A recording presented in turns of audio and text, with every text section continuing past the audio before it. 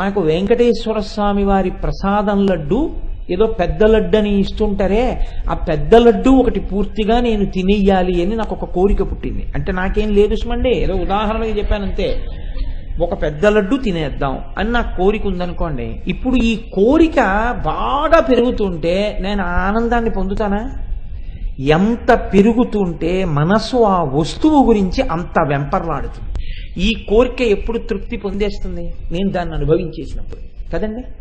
ఇప్పుడు ఆ పెద్ద లడ్డు ఎవరో అకస్మాత్తుగా తెచ్చి మీకు ఇద్దామని తెచ్చాను కోటేశ్వరరావు, లడ్డు నా చేతిలో పెట్టారనుకోండి, నేను ఉత్తర క్షణం అయ్యో ఎవరైనా ఏమైనా అనుకుంటారేమో అని కూడా చూడకుండా, గోపాలకృష్ణ గారు లోపలికి వెళ్ళాక ఒకసారి తలుపేసేయండి, ఒక్క 5 నిమిషాలు మీరు కూడా బయటికి వెళ్ళిపోండి అని, ఆయనకి ఏమైనా ముఖ పెట్టవలసి వస్తుందేమో అని బయటికి వెళ్ళిపోమని నేను ఒక్కడనే గబగబ లడ్డంతా తినేసి ఆఖరణ చేతి కట్టుకున్నది కూడా ఇలా ఇలా అనుకుని అని పడేసుకుని ఓ గ్లాసు నీళ్ళు తాగేసాను అనుకో. ఇప్పుడు ఏమైంది? జాగ్రత్తగా గుర్తుపట్టండి. పెద్ద లడ్డు తినాలన్న నా కోరిక తీరిపోయింది. ఇప్పుడు తీరింది లడ్డు నేనైపోయినప్పుడు. మీరు పసిగట్టారా? ఇప్పుడు లడ్డుందా నేనున్నానా? లడ్డు నేనైపోయింది. లడ్డు నేనైపోతే నా ఆనందం ఆవిర్భవించింది. తిన్నానన్న ఆనందం నాకు వచ్చింది. తిన్నానన్న ఆనందం ఎక్కడిది? ఇక్కడిదే, కోరిక పక్కన అది కూర్చుంది. ఇక్కడ లడ్డు నేనైపోతే ఈ ఆనందం పైకొచ్చింది. పైనుంచి ఆనందం రాలేదు, పైనుంచి లడ్డు వచ్చింది. ఆనందం ఇక్కడిదే పైకొచ్చింది. మీరు పట్టుకున్నారో లేదో? కోరిక పక్కన వస్తువు, కోరిక లోపలిదే, ఆనందం లోపలిదే. కోరిక తీరడానికి వస్తువు వచ్చింది, వస్తువు వస్తే ఆనందము ఇక్కడి నుంచే వచ్చింది. కామము వస్తువు పక్క పక్కన ఉండి ఆనందము ఉద్భుతమవుతోంది అస్తస్తమానం. ఈ ఉద్భుతమవుతున్న ఆనందం మాత్రం ఎప్పుడూ మీలోది. ఎప్పుడూ మీలోనే ఉన్న ఆనందం అస్తస్తమానం వస్తువుల చేత పొందడం కాదు. 3 లోకములో ఉన్నటువంటి సమస్త కాంతలు నీకు ఎందుకు వశమవరు అంటే దాని అర్థం ఏమిటో తెలుసా అండి? కాంత అని కాదు, కామమునకు కామోపభోగమునకు స్త్రీ సంపర్కాన్ని ఉదాహరణగా ఎక్కువగా చెప్తారు. కనుక ఆయన ఉద్దేశ్యం ఏమిటంటే శంకరాచార్యులు వారిది, నీవు పూర్ణుడవై ఆనందము ఇక్కడే ఉన్నది. ఈ 3 లోకములలో సమస్త ఆనందము ఏది ఉన్నదో ఆ ఆనందము నాలో ఉన్నది. నేనే ఆనంద స్వరూపుడనై ఉన్నాను. నాది దుఃఖ స్వరూపము కాదు, నేనే ఆనందం. నేను ఆత్మ.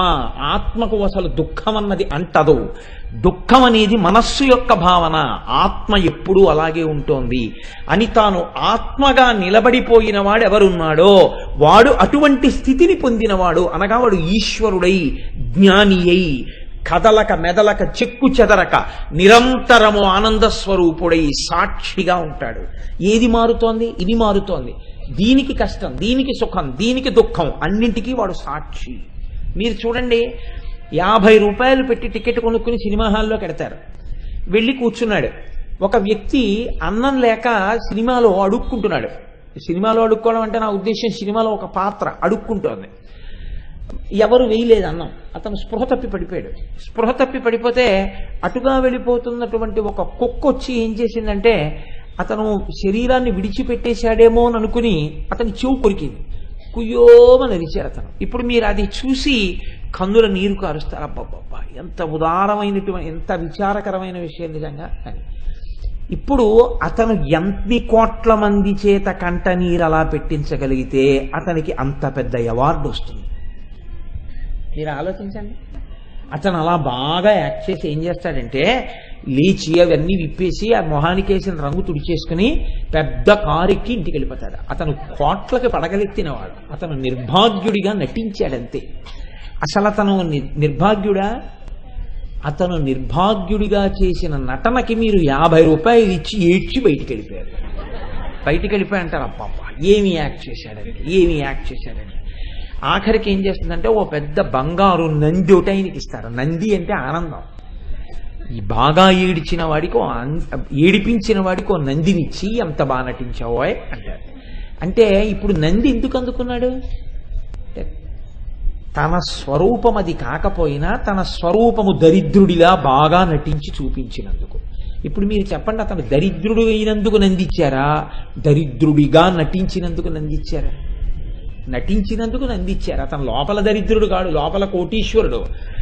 ఈ 50 రూపాయలు ఇచ్చిన వాళ్ళల్లో ఎవ్వడూ వాడు ఐశ్వర్యానికి సరిపోడు. వాడు సింగపూర్ వెళ్ళి షాపింగ్ చేస్తాడు. వాడు దరిద్రుడు ఏంటి, వాడంతా బాగా నటిస్తాడంతే. అలాగే నీవు నిత్యతృప్తుడవు, పూర్ణుడవు, నువ్వు ఆత్మస్వరూపివి, నీవు ఆత్మవు. కానీ నువ్వు అజ్ఞానం చేత జీవుడు అనుకుంటున్నావు, అందుకని కోరుతున్నావు. నువ్వు ఎప్పుడైతే ఆత్మవని తెలుసుకున్నావో అన్నీ నీవైపోయాయి. లడ్డు నీవైపోయి ఆనందం వచ్చేసినట్టు అన్నీ నువ్వుగా మారిపోయి ఆనందముగా నిలబడిపోతావు. ఈ స్థితిని నువ్వు పొందుతావని రహస్యంగా చెప్పడం ఇది ఎప్పుడు అందుతుంది? శంకరాచార్యులు వారు ఈ శ్లోకంలో ఇలా ఎందుకన్నారండి అని మీరు ముందు బాగా ఆలోచించారు. గురుభక్తితో ఆలోచించేటప్పుడు. అంతేగాని శంకరాచార్యులు వారు ఇలా చెప్పారండి రేపటి నుంచి ఇలా ధ్యానం శ్లోకం మొదలెడదాం, ఒక్కళ్ళతో విసిగెత్తిపోతున్నానని చెప్పేసి ఈ ధ్యానం మొదలెట్టకూడదు. శంకర భగవత్పాదులంతటి వారు ఇలా చెప్తారా అని మీరు దాన్ని ఎందుకు ఇలా రచించి ఉంటారు అని మీరు బాగా తరచి ఆలోచన చేస్తున్నారనుకోండి, ఇలా రాయిరే ఎందుకు చెప్పుంటారు ఎంత ఆలోచించినా విడలేదు. ఇప్పుడు మీరు ఏం చేస్తున్నట్టు ఆలోచించడం అంటే ధ్యానం చేస్తున్నారు. ఆ ఎరుపు కాంతిలోకి మిమ్మల్ని తీసుకెళ్లడానికి జగద్గురువులు మీ చేత ధ్యానం చేయించారు. దాన్ని అర్థం అవ్వకుండా శ్లోకాన్ని నట్టిపెట్టి ఉంచారు. పొడుపు కథలు అంటారు మన వాళ్ళు. బాగా పొడుపు కథలు వేశారనుకోండి, బాగా ఆలోచిస్తాడు. మా చిన్నతనంలో అన్నం తింటుంటే మా అక్క అనేది ఏదో భూలోకం మీద వెండి లోకంలో ముత్యాల్లో 5 కాంతలు నాట్యం చేస్తున్నారు, ఏదో చెప్పరా పెద్ద తమ్ముడు అనేది. అంటే దీని అసాధ్యం కూడా ఇలాగే అడుగుతుందని అన్నం తింటూ అదే పనిగా ఆలోచిస్తూ పప్పేసుకున్న వాళ్ళం పప్పేసుకునే తినేసి పులుసు వేసుకోవడం మర్చిపోయిన తర్వాత మా అమ్మగారు ఏదో ఏంట్రా కడాకు ఆ తిండి ఏమిటి ఆలోచిస్తున్నావు, పిచ్చ ఆలోచనలు నువ్వు అన్నం తినేటప్పుడు కూడా ఆవిడ మొట్టికాయ ముట్టిన తర్వాత అన్నం తిని మజ్జిగ అన్నం కూడా తినేశాక ఎంత ఆలోచించినా అర్థం కాక ఏమిటి అని నువ్వు అడిగింది అర్థం కాలేదంటే నువ్వు తిన్నా అన్నమేరా అనేది.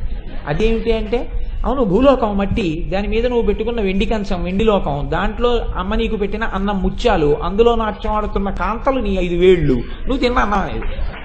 అమ్మ దీనా సాధ్యం కోలా ఎంత చిన్న విషయం అడిగిందిరా అనవసరంగా ఆలోచించాం అనుకునేవాడిని. అంటే ఇంత ధ్యానం మీతో చేయించాలి. ఎర్రటి కాంతి, ఆ కాంతి పడితే ఇలా జరుగుతుందా అని అసలు ముందు కాంతి గురించి పోని చేద్దాం అక్కడ వరకు. ఇలా అంటే ఏమిటి వస్తుంది అంటే వశిన్యాది దేవతలు ఏది చెప్పారో దాన్ని ముడి విప్పకుండా ఇంకొక ముడి వేయడం. ఈ ముడి ఎప్పుడు విడుతుంది? మీరు ధ్యానం చేసి అనుభవిస్తే విడుతుంది. ఎవరో ఒక మహాత్ముడు అనుభవించి ఆ ముడి విప్పి లోకానికి అందిస్తాడు. ఇప్పుడు అలా చేస్తే ఏమవుతుంది? నోటితో చెప్పడం కాదు, మీరు ఒకప్పుడు మీరే ఆ ఆనందంగా మారిపోతారు. అదే జీవితానికి పరమార్థం, అదే మోక్షం. ఈ స్థితిని అందించగలదు అమ్మవారి కాంతి. ఒక ఉపాసకుడి కాంతి మీకు ఉపయోగం లేదు, అమ్మవారి కాంతి మీకు ఉపయోగం.